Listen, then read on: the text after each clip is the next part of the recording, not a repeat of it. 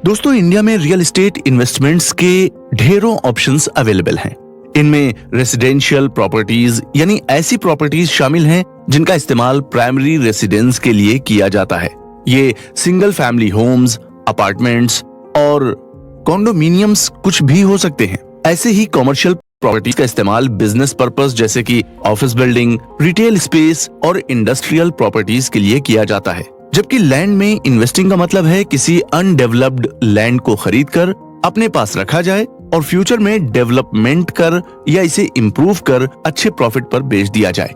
ये तो बहुत मोटी मोटी बात हो गई। दरअसल हर तरह के रियल एस्टेट इन्वेस्टमेंट में अपने अलग अलग रिस्क्स और रिवॉर्ड्स होते हैं, इसलिए ये जानना बेहद जरूरी हो जाता है कि इसमें डिफरेंसेस क्या हैं और कौन सा ऑप्शन चुने जो आपके इन्वेस्टमेंट गोल्स के लिए सबसे बेहतर हो। वैसे भी रियल एस्टेट इन्वेस्टमेंट के लिए कई फैक्टर्स को ध्यान में रखना पड़ता है, जिनमें location, demand, potential for appreciation और प्रॉपर्टी की ओवरऑल कंडीशन तक शामिल हैं। यहाँ हमें इस बात का भी ध्यान रखना चाहिए कि ज्यादातर लोग अपने फ्यूचर के लिए इन्वेस्टमेंट करते हैं, इसलिए ऐसी जगह इन्वेस्टमेंट करना चाहते हैं जहाँ उनका पैसा बिल्कुल सेफ रहे और रिस्क बिल्कुल कम हो। मार्केट का फंडा इससे अलग होता है। मार्केट का मानना है कि मोर रिस्क मोर गेन, यानी जिस इन्वेस्टमेंट ऑप्शन में रिस्क कम होगा उसमें प्रॉफिट भी कम होगा, जहाँ रिस्क ज्यादा होगा उसमें प्रॉफिट भी ज्यादा होगा। हालांकि रियल एस्टेट वास्तव में मार्केट में ऐसे ऑप्शन में से है जिसमें थोड़े इन्वेस्टमेंट के साथ लो रिस्क के साथ भी अच्छा प्रॉफिट लिया जा सकता है। ऐसा ही एक ऑप्शन है रेसिडेंशियल रियल एस्टेट। ये एक ऐसा ऑप्शन है जो शायद रियल एस्टेट इन्वेस्टमेंट की दुनिया में सबसे ज्यादा जाना जाता है, पर शायद आपको ये नहीं पता होगा कि इन्वेस्टमेंट्स के लिहाज से रेसिडेंशियल रियल एस्टेट भी कई तरह के होते हैं। इनमें से एक है लॉन्ग टर्म रेंटल प्रॉपर्टी, यानी एक ऐसी प्रॉपर्टी जिसे आप इसलिए खरीदते हैं कि उसे किराएदारों को किराए पर देकर पैसे कमाए जा सकें। ये प्रॉपर्टी किसी भी तरीके की हो सकती है। इसमें 4 यूनिट्स तक का कोई मल्टी फैमिली होम हो सकता है जिसमें एक साथ कई किराएदार रखे जा सकते हैं। तो सिंगल फैमिली होम भी ले सकते हैं जो कि किसी एक ही फैमिली को किराए पर दी जा सके। इसके साथ ही वेकेशन रेंटल प्रॉपर्टी भी रेसिडेंशियल रियल एस्टेट का एक ऑप्शन है, जिसमें आप किसी ऐसे एरिया में प्रॉपर्टी खरीदते हैं जो टूरिस्ट्स के बीच काफी पॉपुलर होता है। इस प्रॉपर्टी को आप विजिटर्स को किराए पर दे सकते हैं जो शॉर्ट पीरियड्स के लिए वहां रुकते हैं और घूम फिर कर लौट जाते हैं। ऐसी प्रॉपर्टी का एग्जांपल आपको नैनीताल और इसके आसपास के कम फेमस टूरिस्ट प्लेस पर मिल जाएगा, जहां होटलों के बजाय टूरिस्ट लोगों के घरों में काफी कम किराया देकर रहते हैं। हालांकि इस तरह की प्रॉपर्टी की रेगुलर देखभाल की जरूरत होती है, क्योंकि किसी किराएदार के जाने के तुरंत बाद आपको अपनी प्रॉपर्टी की हालत सुधारनी होती है जिससे दूसरे किराएदार को दी जा सके। या यूं कहें कि इस प्रॉपर्टी की देखभाल कुछ होटल की तरह ही करनी पड़ती है, यानी किसी एक गेस्ट के जाने के बाद दूसरे गेस्ट के लिए रूम तैयार करना होता है। रेसिडेंशियल रियल एस्टेट का अगला ऑप्शन है फ्लिपिंग हाउसेज, यानी आप कोई घर खरीदते हैं, उसको रिपेयर कराकर अपग्रेड करते हैं और फिर बेच देते हैं। वैसे एक्सपर्ट्स फ्लिपिंग हाउसेज को काफी रिस्की मानते हैं, क्योंकि इसके लिए एक तो आपके पास काफी सारा पैसा होना चाहिए जिससे आप टाइम पर प्रॉपर्टी खरीद कर रिपेयर करा सकें। इसके बाद जल्द से जल्द इसे उस कीमत पर खरीदार की जरूरत होती है जिससे आपको प्रॉफिट मिल सके। अगर ऐसा नहीं होता है तो आपका पैसा फंस सकता है। ऐसे ही माइक्रो फ्लिपिंग का भी ऑप्शन होता है। ये एक तरह से हाउस फ्लिपिंग का ही दूसरा वर्जन है, पर इसमें आप कोई घर मौका देखकर मार्केट वैल्यू से कम पर खरीदते हैं और बिना कोई रिपेयर या चेंज किए ही जल्द से जल्द बेच देते हैं। इसमें प्रॉफिट कम होता है और रिस्क ज्यादा। साथ ही साथ इसके लिए भी आपके पास काफी सारा पैसा होना चाहिए। इसके बाद एक्सेसरी ड्वेलिंग यूनिट्स यानी ADUs भी रेसिडेंशियल रियल एस्टेट का एक ऑप्शन है। ADU में आपके अपने घर का वो एक्स्ट्रा लिविंग एरिया होता है जिसको आप किसी को किराए पर दे देते हैं। पेइंग गेस्ट इसका एक एग्जाम्पल हो सकता है। इसके अलावा बेसमेंट और शेड्स को भी रहने लायक बनाकर किराए पर देना भी ADUs का एग्जाम्पल है। ADU के लिए काफी कम पैसे की जरूरत होती है, क्योंकि इसमें किसी प्रॉपर्टी को अलग से मैनेज नहीं करना पड़ता और आप अपनी करंट प्रॉपर्टी से ही एक्स्ट्रा इनकम कर लेते हैं। रियल एस्टेट इन्वेस्टमेंट का दूसरा ऑप्शन है कमर्शियल रियल एस्टेट, यानी ऐसी प्रॉपर्टी में इन्वेस्ट करना जो नॉन रेसिडेंशियल होती है। वेयर हाउसेज, ऑफिसेज और retail store commercial real estate investments के एग्जाम्पल हैं। एक तरह से इन्वेस्टमेंट्स में आपको काफी एक्टिव रहने की जरूरत होती है और अपनी प्रॉपर्टी किसी बिजनेस के लिए रेंट पर देते हैं। इसमें भी आप रेंट के जरिए कमाई करते हैं, तो प्रॉपर्टी की वैल्यू काफी बढ़ने पर उसे बेचकर भी इनकम कर सकते हैं। इसके लिए सबसे जरूरी होता है कि आपकी प्रॉपर्टी ऐसे एरिया में हो जहां बिजनेस के लिए उसकी मांग हो।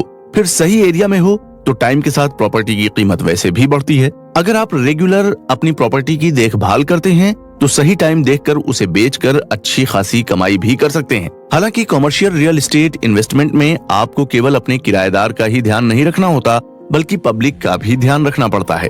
इसलिए आपको इसके लिए प्रोफेशनल असिस्टेंस की जरूरत पड़ती है, जो आपके प्रॉपर्टी को स्टैंडर्ड्स के मुताबिक रख सके और समस्याओं को हल कर सके। फिर रॉ लैंड भी रियल एस्टेट इन्वेस्टमेंट का एक ऑप्शन है, जिसमें आप बिना किसी बिल्डिंग, पाथ्स, क्रॉप्स के यानी कोई खाली पड़ी अनडेवलप्ड जमीन खरीदते हैं।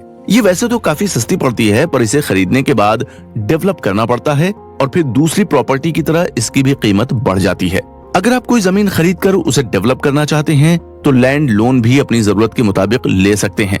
दूसरे कई इन्वेस्टमेंट्स के मुकाबले रॉ लैंड को एक्वायर करना काफी आसान होता है, पर इसमें तुरंत अच्छा रिटर्न नहीं मिलता है।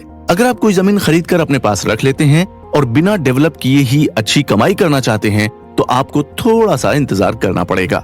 यहाँ इस बात का भी ध्यान रखना होता है कि आप कोई ऐसी जमीन खरीद रहे हो जो केवल एग्रीकल्चर के लिए ही हो तो थोड़ी मुश्किल हो सकती है, क्योंकि एग्रीकल्चर की जमीन को रेसिडेंशियल या कमर्शियल यूज में तब तक नहीं लिया जा सकता जब तक कि उसका लैंड यूज न बदलवा दिया जाए। इसके लिए आपको काफी मशक्कत करनी पड़ सकती है और ये भी हो सकता है कि लैंड यूज चेंज ही ना हो। रियल एस्टेट इन्वेस्टमेंट का एक नया ऑप्शन है रियल एस्टेट इन्वेस्टमेंट ट्रस्ट यानी REIT।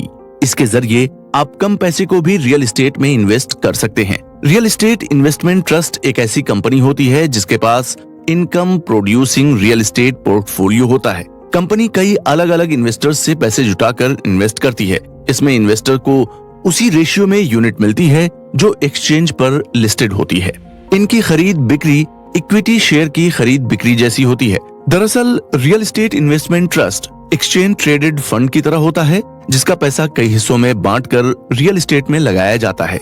इसकी 90% इनकम को इन्वेस्टर्स के बीच डिविडेंड के रूप में बांटा जाता है। खास बात तो ये है कि आप रियल एस्टेट इन्वेस्टमेंट ट्रस्ट में एक यूनिट भी खरीद सकते हैं, यानी आपके पास जितना पैसा उतना इन्वेस्टमेंट। इस तरह के इन्वेस्टमेंट में जहां आप कम पैसों में भी कमाई शुरू कर सकते हैं, वहीं इसमें यह भी ध्यान रखना होता है कि अगर आप कम टाइम में ज्यादा पैसे कमाना चाहते हैं तो शायद REITs आपकी उतनी हेल्प नहीं कर पाएं। REIT में आपका अपने इन्वेस्टमेंट पर ज्यादा कंट्रोल नहीं होता और आपकी किसी तरह की प्रॉपर्टी नहीं होती जिसे आप मैनेज कर सकें या उस पर आप लोन ले सकें। रियल एस्टेट में इन्वेस्टमेंट के लिए एक और ऑप्शन है जिसे हम ऑनलाइन रियल एस्टेट प्लेटफॉर्म के रूप में जानते हैं। ये उन लोगों के लिए होता है जो किसी बिगर कमर्शियल या रेसिडेंशियल डील में दूसरों के साथ मिलकर इन्वेस्ट करना चाहते हैं। इसे ही रियल एस्टेट क्राउड फंडिंग भी कहा जाता है। ये ऑनलाइन प्लेटफॉर्म्स ऐसे इन्वेस्टर्स को कांटेक्ट करते हैं जो रियल एस्टेट डेवलपर्स के साथ मिलकर किसी प्रोजेक्ट को फाइनेंस करना चाहते हैं। इसका फायदा ये है कि आप किसी सिंगल प्रोजेक्ट या प्रोजेक्ट्स के पूरे पोर्टफोलियो में इन्वेस्टमेंट कर सकते हैं और इसके लिए जगह की भी कोई सीमा नहीं होती है। हालांकि इसमें दिक्कतें भी होती हैं, जैसे कि लॉकअप पीरियड्स में लिक्विडेशन न हो पाए और इसके लिए मैनेजमेंट फीस भी चुकानी पड़ सकती है।